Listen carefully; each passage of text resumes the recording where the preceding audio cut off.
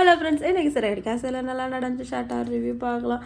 மீனா வந்து அவங்களுக்கு புதுசாக அந்த ஆர்டருக்காக மண்டபத்துக்கு போகிறாங்க. அங்கே ஆல்ரெடியுமே அவங்களுக்கு போட்டியாக இருக்கிறவங்க வராங்க. இவங்களுக்கு தான் நாங்கள் ரெகுலராக வந்து ஆர்டர் கொடுக்குறது, எங்கள் மண்டபத்தில் கொடுத்தா நாங்கள் இவங்களுக்கு தான் கொடுப்போம் அப்படின்னு சொல்லவும், அந்த பொண்ணு வீட்டுக்காரங்க வந்து எங்கள் பொண்ணுக்கு நாங்கள் கல்யாணம் பண்ணுறோம், நாங்கள் கூட்டிகிட்டு வந்தவங்க தான் வைக்கணும் அப்படின்னு சொல்கிறாங்க.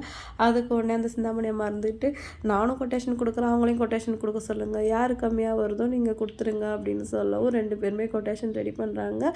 நம்ம மீனா சொல்கிற அமௌண்ட்டை விட அவங்க பாதி காசுக்கு பண்ணித்தரேன் அப்படின்னு சொல்லவும் அந்த பொண்ணு வீட்டுக்காரங்க மனசு மாறிடுது. என்னம்மா நீ இவ்வளோ காசு சொல்கிற, அவங்க 60,000க்கே பண்ணித்தரேன்னு சொல்கிறாங்க, நாங்கள் அவங்களுக்கே கொடுக்குறோம் அப்படின்னு சொல்லிடுறாங்க. மீனாவும் என்னங்க நான் எல்லா இடத்துலையும் விசாரித்து விலையெல்லாம் பேசி தான் சொன்னேன், ஆனால் அவங்க எப்படி இவ்வளோ காசு கம்மியாக தரேன்னு சொல்கிறாங்கன்னு தெரியல அப்படின்னு சொல்லிட்டு சரி நீங்கள் அவங்களுக்கே கொடுத்துருங்க சொல்லிட்டு கிளம்பிடுறாங்க.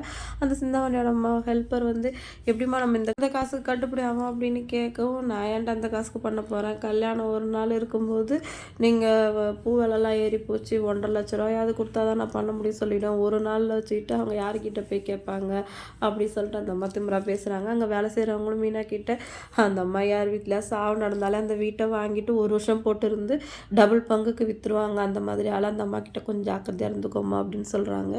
அடுத்து விஜயா வந்து மனோஜ் வீட்டுக்கு போகிறதுக்காக சாரீலாம் செலக்ட் பண்ணிகிட்ருக்காங்க. நம்மளை சார் நீங்கள் செலக்ட் பண்ணி கொடுங்க அப்படிங்கிற சொல்கிறாங்க. அவர் அதெல்லாம் எனக்கு சரியாக வராது அப்படின்னு சொல்லவும், உள்ள ரோஹிணி வந்து மனோஜுக்கு அவங்களுக்கு எல்லாம் ட்ரெஸ் எடுத்து வச்சிட்ருக்காங்க. அவங்க பேசிகிட்டு இருக்கும்போது விஜயா உள்ளே வந்து ரோஹிணியை தர கூட்டிகிட்டு போயிடுறாங்க. நீ வந்து எனக்கு ட்ரெஸ் செலக்ட் பண்ணி வை அப்படி சொல்லிவிட்டு அவங்க அங்கே போய் அவ்வளோ சாரீ கிடக்கிறது பார்த்து, இது எல்லாமே உங்களுக்கு நல்லா தான் இருக்கும், நீங்கள் ஏற்கனவே ரொம்ப அழகு தான் அப்படி சொல்லவா, நம்மளை சார் வந்து ஐஸ் வைக்காதமாங்கிறாரு. அவர் கிடக்காரு, அவள் உண்மையை தான் சொல்கிறா அப்படி சொல்லிட்டு விஜயா சொல்கிறாங்க.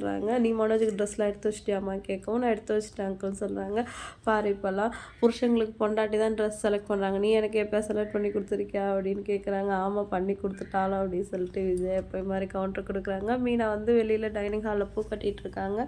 ஸ்ருதியும் ரவியும் ஒரு நாள் தங்கிட்டு வரலாம் அப்படின்னு சொல்லவும், சரி நான் இதுக்கு மீனா போய் கேட்குறேன் அப்படி சொல்லிட்டு ஸ்ருதி வந்து கேட்குறாங்க. என்ன நேரத்துக்கு பூ கட்டிகிட்டு இருக்கீங்கன்னு சொல்லவும், எனக்கு ஆர்டர் வந்துச்சுங்க, அவங்க வேலைக்காக நான் ஏன் பொழப்ப விட முடியுமோ அதை பண்ணி கொடுத்துட்டு தான் வரணும் அப்படின்னு சொல்கிறாங்க.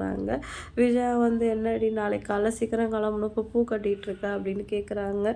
இல்லாத ரொம்ப நாளான்ட்டு வாங்குறவங்க திடீர்னு ஆர்டர் கொடுத்துட்டாங்க, செஞ்சுட்டு தான் நான் வரணும் அப்படின்னு சொல்கிறாங்க. சரி என்னவாது பண்ணு அப்படின்னு சொல்லிட்டு நீ வாரோகினி அப்படின்னு கூட்டிகிட்டு போயிடுறாங்க. ஸ்ருதி மீனா கிட்டே கேட்குறாங்க, நீங்கள் எத்தனை நாள் ட்ரெஸ் எடுத்து வச்சுருக்கீங்கன்ட்டு, அதான் 2 நாள் தங்கணும்ல, 2 நாள் தான் எடுத்து வச்சுருக்கேன் அப்படின்னு சொல்கிறாங்க. நான் ஒரு நாளோட கிளம்பிடலான்னு நினச்சேன் அப்படின்னு ஸ்ருதி சொல்லவும், அது நல்லா இருக்காது, எந்தாருப்பா வந்தோம் தப்பாக நினச்சிப்பாங்க, அதனால் நீங்கள் 2 நாள் இருந்துகிட்டே வாங்க அப்படின்னு சொல்கிறாங்க. சரி ரவின்னு சொல்கிறாரு, அண்ணி தான் சொல்கிறாங்களே நம்ம வந்து 2 நாள் இருந்துகிட்டே வந்துடலாம் அப்படின்னு சொல்லிட்டு சரின்னு சொல்லிடுறாங்க ஸ்ருதி. இன்றைக்கி எபிசோட் வந்து இதோட முடிஞ்சிடுச்சு. அவ்வளோ ஒன்றும் சுவாரஸ்யமாக இல்லை. நாளைக்கு என்னெல்லாம் நடக்க போகுது அப்படி சொல்லிட்டு வெயிட் பண்ணி பார்க்கலாம். வீடியோ பிடிச்சா லைக் பண்ணிக்கோங்க. இன்னொரு வீடியோலாம் மீட் பண்ணலாம். டாட்டா பாய்.